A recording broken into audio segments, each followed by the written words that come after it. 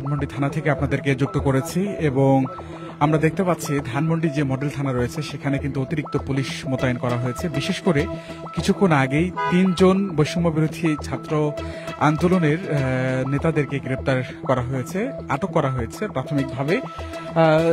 তাদেরকে আটকের যে মূল কারণটি বিশেষ করে ধানমন্ডি রোডে একটি বাড়িতে আওয়ামী লীগ সন্দেহে একটি বাড়িতে তারা সেখানে যায় এবং সেই বাড়ি থেকে পুলিশকে জানানো হয়। তারা সেখানে গিয়ে হট্টগোল করে। এরপরে পুলিশ সেখানে গেলে পুলিশকে তারা ফোর্স করে এবং বলে যে এখানে আওয়ামী লীগের সাথে সম্পৃক্ত একজন রয়েছে, যার নাম পরিচয় তারা যেমনটি বলেছে যে তিনি একজন লেখক এবং শেখ হাসিনার সাথে তার বেশ কয়েকটি বইয়ের মোড়কসহ ছবি রয়েছে এবং পুলিশকে তারা বলে যে তাকে যাতে আটক করে। পুলিশ এর পক্ষ থেকে যতটুকু আমরা জানতে পেরেছি সেখানে সেই ব্যক্তির নামে, যে ব্যক্তিকে অভিযুক্ত করা হয়, তার নাম গোলাম মোস্তফা এবং তিনি একজন লেখক বলে আমরা জানতে পেরেছি। সেই লেখকের নামে কোনো মামলা নেই এবং পরে পুলিশ তাদেরকে জানায় যেহেতু সেই অভিযুক্ত ব্যক্তির নামে কোনো মামলা নেই, তাই পুলিশ ইতিমধ্যেই এবং সে সময় আসলে আটক করার না করতে বলে, কিন্তু তারা সেটি না মানতে নারাজ এবং পুলিশকে তারা বলে যে আপনারা প্রয়োজনে যদি মামলা না থাকে আমরা নতুন করে তার নামে মামলা দিব এবং মামলা না যদি থাকে তাহলে বিশেষ করে তাকে থানায় অন্তত আটক করেন, পরবর্তীতে সে বিষয়টি আমরা তার নামে মামলা দায়ের করব। তবে পুলিশ সেখানে সেটি নাকচ করে দেয়, বলে যেহেতু তার নামে কোনো মামলা নেই এবং একজন নির্দোষ ব্যক্তিকে গ্রেপ্তার করতে তারা করবে না বলে কিন্তু পুলিশ জানায়। এরপরই কিন্তু পুলিশের সাথে তাদের এক প্রকার কথা কাটাকাটি শুরু হয়। কথা কাটাকাটির এক পর্যায়ে পুলিশ বলে যে আপনারা যদি এখান থেকে চলে না যান তাহলে কিন্তু আমরা আপনাদের উপর। দর্শক, আমরা সরাসরি আপনাদের দেখানোর চেষ্টা করছি। ইতিমধ্যেই কিন্তু এখন পর্যন্ত এখানে কিন্তু আরো বেশ কিছু ফ্যাসিবাদ বিরোধী আন্দোলনের শিক্ষার্থীরা কিন্তু থানার সামনে জড়ো হচ্ছেন। কিছুক্ষণ আগে কয়েকজন ছিল, কিন্তু এখন ইতিমধ্যে কিন্তু তাদের সংখ্যা একটু একটু করে কিন্তু বাড়ছে এবং সেই জায়গা থেকে কিন্তু সতর্ক অবস্থানে কিন্তু পুলিশের সদস্যরা রয়েছে এবং অতিরিক্ত পুলিশ কিন্তু এখানে মোতায়েন কিন্তু করা হয়েছে ইতিমধ্যেই। আমরা যেমনটি আপনাদেরকে বলছিলাম যে ঘটনার সূত্রপাত থেকে নতুন করে উত্তেজনা শুরু হয়েছে এই ধানমন্ডি এলাকায় এবং ধানমন্ডি থানায়। বিশেষ করে আমরা যারা সেখানে অভিযানে গিয়েছিল, যে বাড়িটিতে বিশেষ করে আওয়ামী লীগের ফ্যাসিবাদের সাথে জড়িত অভিযুক্ত করা হয়েছিল, সেই ব্যক্তিকে আটক করার জন্য পুলিশকে কিন্তু তারা বারবার বলে যাতে তাকে আটক করা হয়। তবে যেহেতু সেই লোকটির নামে কোনো মামলা নেই, সেই জায়গা থেকে পুলিশ তাদেরকে বারবার বোঝানোর চেষ্টা করে যে যেহেতু লোকটির নামে কোনো মামলা নেই সেহেতু আমরা আপাতত তাদেরকে তাকে এখনই আটক করতে পারছি না। তবে তার বিরুদ্ধে যদি কোনো মামলা থাকে কিংবা মামলা হয় নতুন করে, তাহলে তাকে আটক তারা কিন্তু করবে, অর্থাৎ আটক পুলিশ করবে।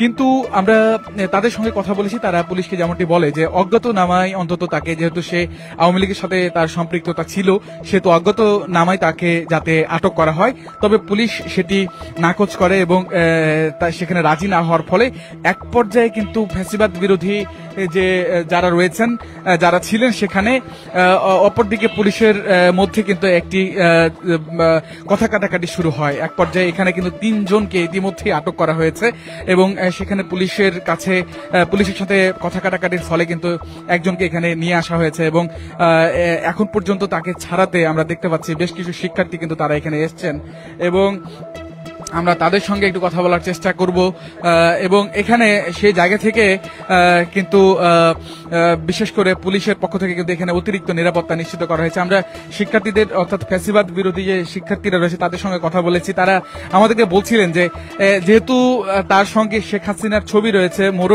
বইয়ের যে মোড়ক উন্মোচন, সেই উন্মোচনের ছবি রয়েছে, তাহলে পুলিশ কেন তাকে আটক করবে না, এমনটি কিন্তু তারা আমাদেরকে বলছিলেন। এবং আমরা দেখতে পাচ্ছি এখানে কিন্তু শিক্ষার্থীরা রয়েছেন এবং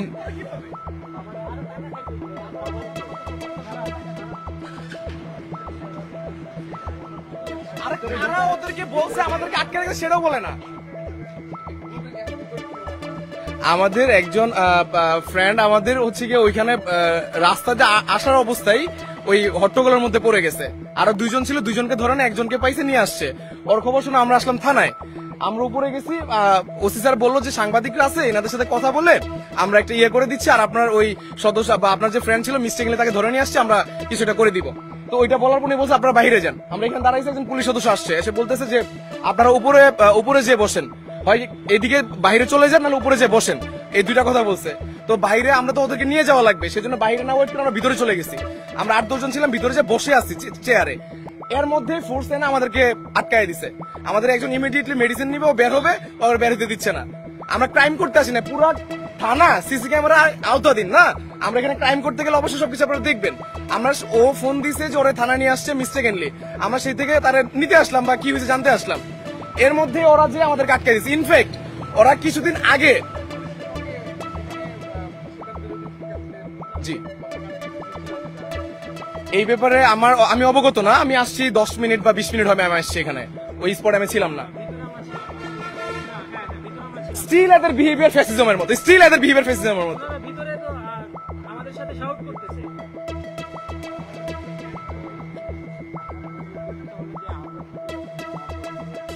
থানার যে বৈষম্য বিরোধী ছাত্র প্রতিনিধি আছেন, তাকে জোরপূর্বক একটা মিসআন্ডারস্ট্যান্ডে তাকে থানায় নেওয়া হয়েছে, কিন্তু থানায় আসার পরে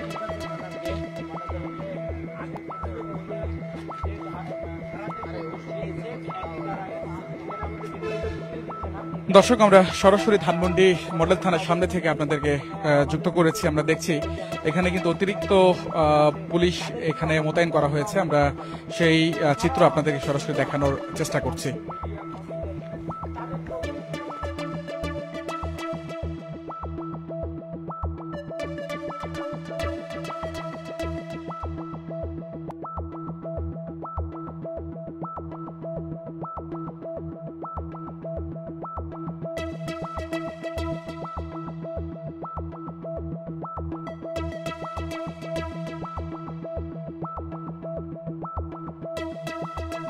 এই বিষয়টা তখনই আসছে, আমি আপনাকে যদি বিফোর 10 মিনিটস আর 20 মিনিটস এর কথা বলি।